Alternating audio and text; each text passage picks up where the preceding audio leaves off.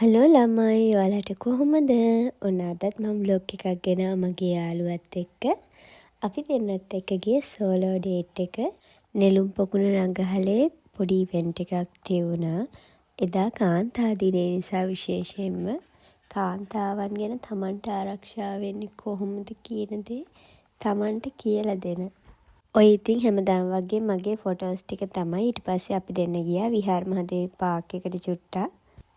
එදා ගොඩාක් සෙනග ඉන්දියා මම හිතන්නේ කාන්තා දිනේට ලංකාවේ හැම පැත්තෙම වගේ ගොඩාක් කට්ටිය ඇවිත් ඉන්දියා. අපි දෙන්න ඉතින් සෝලෝ ඩේට් එකක් ගියාට ඒක ඉතින් හරියටම විඳින්න උන්නේ ගොඩක් කට්ටිය ඉන්නානේ.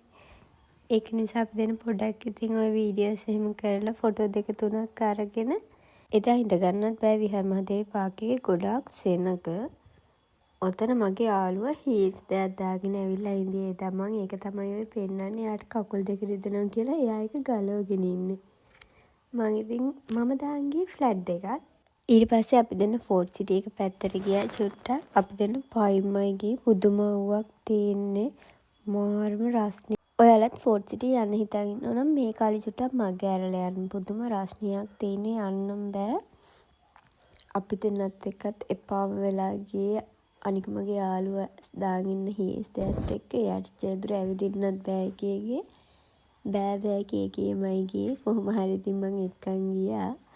ඒ වුණාට ඉතින් අවුවත් එක්ක ඇත්තටම ඉන්න බෑ. හරිම අමාරුයි. අපි දෙන්නත් වැඩි වෙලාවක් ඉඳී නෑ. ඉක්මනට ආවා ඉන්න බෑ. හරි අමාරුයිනේ. ඊට පස්සේ මල්ලිලා දෙන්නෙක් උතන ෆොටෝ ගහනවා. මා යාළුවා දෙන්නම අහනවා අපි යන්නද කියලා. කණුවද උඩට යන්න? මගේ යාළුවා අහනවා මේ කණුව නැගලා උඩට යන්න කියලා.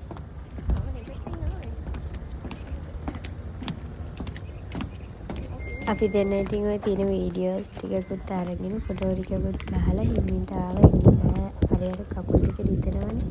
තනින් තන නැවති දෙන්නත් එක්ක ඔය පේනවනේ මං සෙරප්පු දෙක උස්සන් යනවා අන්තිමට. එයාට යන්න බෑ කියලා. බලන්න ඉතින් කොච්චර හොඳ යාළුවෙක්ද කියලා මං. යන්න බෑ කිව්වට පස්සේ සෙරප්පු දෙක ගලවලා අතට අරගෙන මං අරන් යනවා. ඊට පස්සේ අපි දෙන්න කන්න ගියා බඩගිනි හොඳටම ඉඳී ඒක.